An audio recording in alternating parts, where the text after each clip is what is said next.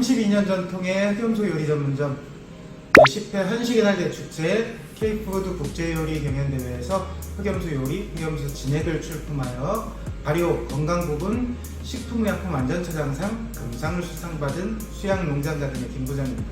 얼마 전 90년대 KBS에서 방영되었던 수양농장가든의 영상이 테이프 원본으로 온전히 보관이 되어 있었어서 근 30년 만에 USB에 옮겨져 세상 밖으로 나오게 되었는데요. 이때 주로 다루어진 내용이 밭에서 수확하는 치커리를 먹고 자라는 흑염소였습니다. 이 시기에 건국대학교 축산과와 농업기술센터에서 주관하는 흑염소 시범 사용 농가에 선정이 되어 흑염소 품종 개량을 위해 다양한 연구, 개발이 이루어졌어요. 치커리를 먹고 자라는 염소들의 성장 반응을 체크하면서 오랜 시간 동안 쌓아올린 데이터들 통계치를 만들었고, 이러한 기록이 현 시대의 건강한 흑염소를 사육하는 최상의 배합 사료를 만드는 밑거름이 되기도 하였습니다. 과거에는 다 자란 토종 흑염소 성체가 보통 30kg 언저리였다면 기술 제휴로 인해 80에서 90kg가량의 건강한 흑염소를 생산하는데 그 상당수를 기여를 했습니다. 그때 저희 수양농장가든은 경기도 광주시 최초의 흑염소 시범 사육 농가라는 업력을 갖게 되었습니다. 방송에 나온 이후 치커리 먹는 흑염소로 서서히 수양농장가든이 알려지기 시작하였는데요. 당시 TV에 나온 광활한 치커리밭에 현재는 오이, 고추, 상추, 부추 등의 다양한 농작물을 생산하는 밭으로 운영이 되고 있어요. 흑염소는 결이 단단하고 기름이 적은 고기, 고단백육으로 오랜 세월 탕이나 전골이나 수육 등 푹 삶아 익혀 먹는 요리로 인식이 되어 왔었는데, 이 적절하게 자리 잡은 기름층과 함께 마블링이 된 계량 흑염소 고기를 생산할 수 있게 되면서 전국에서 최초라 사료되는 흑염소 생고기 숯불구이 메뉴로 탄생할 수 있게 되었습니다.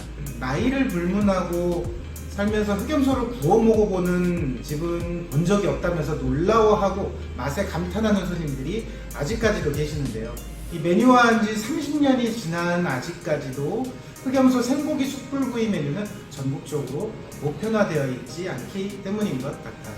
흑염소를 납품하는 몇몇 관계자분들의 말에 의하면 수도권에서 80% 이상은 수입산 염소를 사용한다고 해요. 10곳의 흑염소 매장 중에서 단 2곳만이 국내산 흑염소로 요리하는 곳이라 생각하시면 될 것 같아요. 제가 지금까지 다녀보고 들어본 매장 중에서도 이 수입 염소를 양념하지 않고 숯불로 구워 먹는 곳은 아직까지는 없었던 것 같아요.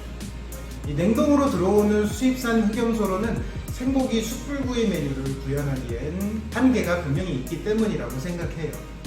하지만 뛰는 사람 위에 나는 사람이 있다고도 하잖아요. 염소육에 대한 대단한 열정과 이해도가 있는 분이라면 수입 염소로도 양념하지 않은 고기를 숯불에 맛있게 요리할 수도 있고, 또 그러한 매장이 실제로 있을 수도 있어요. 만약에 이러한 매장을 아시는 분이 계신다면 댓글로 남겨주시면 제가 꼭 한번 찾아가서 먹어보고 오겠습니다. 제 눈이 번쩍 뜨일 만한 인사이트를 얻을 수 있을지도 모르니까요. 수입 염소를 사용하는 대부분의 식당에서는 육회, 숯불구이, 육사시미 같은 메뉴를 찾아보기가 아마 힘들 거예요. 위와 같은 메뉴가 보인다면 국내산 흑염소로 요리하는 곳일 확률이 매우 높으니 원산지 표기를 꼭 확인해 보세요. 수입 염소로도 줄 서서 먹을 수 있을 만큼 맛있게 요리하는 유명한 식당들도 실제로 있어요. 가성비 좋은 수입 염소 요리를 드시고 싶은 분들은 위와 같은 맛집을 찾아가시는 걸 추천드리고요.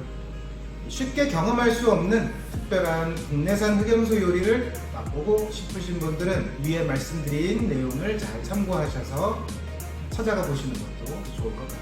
어쩌다 보니 염소 식당 이야기까지 하게 되었네요. 99년 흑염소 시범 사육 농가에 선정이 되었을 때 그 지원 사업이 함께 이루어졌었는데요. 그 중에 대표적인 지원 사업이 낙후된 축사를 신축 축사로 새롭게 건축할 수 있도록 보조금을 지원하는 거였어요. 93년에 개업해서 어렵게 조금씩 모아왔던 돈으로 축사를 새로 지을 계획이었었는데 보조금을 지원받을 수 있었기 때문에 이게 좋은 기회라고 생각을 했어요. 신축 축사를 짓기 위해 지원금을 받으려면 어떠한 목적과 방법으로 어떻게 축사를 지을지에 대한 계획 보고서 같은 걸 정확하게 작성을 해야 했었는데 이게 굉장히 까다로운 일이었다고 해요. 어느 정도였냐면 저희 사장님에게 전해 들은 바로는 축사를 짓기 위해 필요한 이 조그만 피스못 하나하나 개수까지 예상 수량을 다 파악해서 보고를 했었다고 해요. 예를 들면 피스못이 2100개가 필요하다고 하면 지붕에 쓰일 피스못 몇 개, 나무 합판에 쓰일 피스못 몇 개, 기둥에 쓰일 피스못 몇 개, 이런 식으로 세부적으로 나눠서 구체적인 근거를 들어서 작성을 해야 했대요. 이건 너무한 거 아니냐고. 그렇게까지 디테일하게 계획 보고를 할 줄을 몰랐었기 때문에 계획서를 작성해 나가다가 급 스트레스를 받으셔서 차라리 지원을 안 받고 축사를 짓겠다고 하시면서 지원 사업을 거절하셨었다고 해요.